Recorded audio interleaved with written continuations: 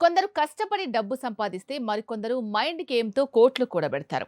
నిజ జీవితంలో ఈ 2 వర్గాల వారిని మనం చూస్తూనే ఉంటాం. అయితే ఆదాయ మార్గం తెలిసిన వాళ్ళకి సంపాదించడం చాలా ఈజీ అని చెప్పుకోవాలి.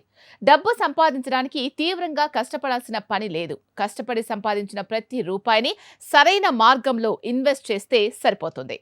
ఒక రూపాయిని దాస్తే అది ఎప్పటికీ రూపాయిగానే అవుతుంది.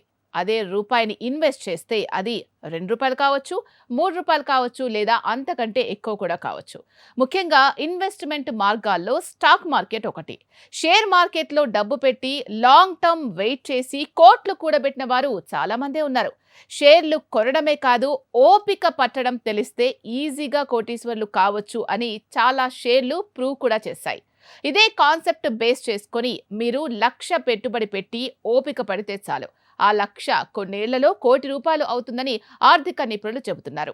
2024లో స్టాక్ మార్కెట్లో రూ. 1,00,000 పెట్టుబడి పెట్టి ఒక 30 ఏళ్ల పాటు వేచి ఉంటే ఆ పెట్టుబడి విలువ అక్షరాల కోటి దాటుతుందని చెబుతున్నారు. గత 40 ఏళ్ల కాలంలో మార్కెట్లో ఎన్నో ఒడిదుడుకులు, ఆర్థిక సంక్షోభాలు వచ్చాయి. అయినప్పటికీ సెన్సెక్స్ సగటున సంవత్సరానికి 16% వృద్ధిని నమోదు చేసిందని నిపుణులు చెబుతున్నారు. ఇదే ఫార్ములాతో చూస్తే సెన్సెక్స్లో నేరుగా రూ. 1,00,000 పెట్టుబడితే కోటి అవుతుందని అంటున్నారు. కోటి పెడితే 100 కోట్లు అవుతుంది.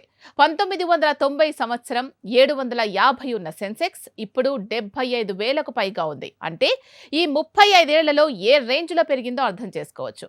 రాబోయే 30 ఏళ్లలో స్టాక్ మార్కెట్ అంతకు మించి రిజల్ట్ ఇస్తుందని నిపుణులు అంచనా వేస్తున్నారు.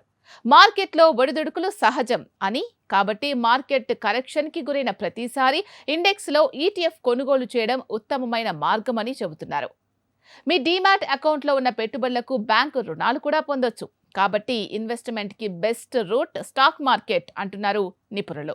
అయితే దీంట్లో కొంత అవగాహన కూడా చాలా అవసరం. ఏమాత్రం అవగాహన లేకుండా మీరు పెట్టుబడి పెడితే చాలా వరకు కోల్పోయే అవకాశాలు కూడా ఉంటాయి. కాబట్టి ఈ విషయంలో నిర్ణయం మీదే. ఆచితూచి అడుగులు వేయండి.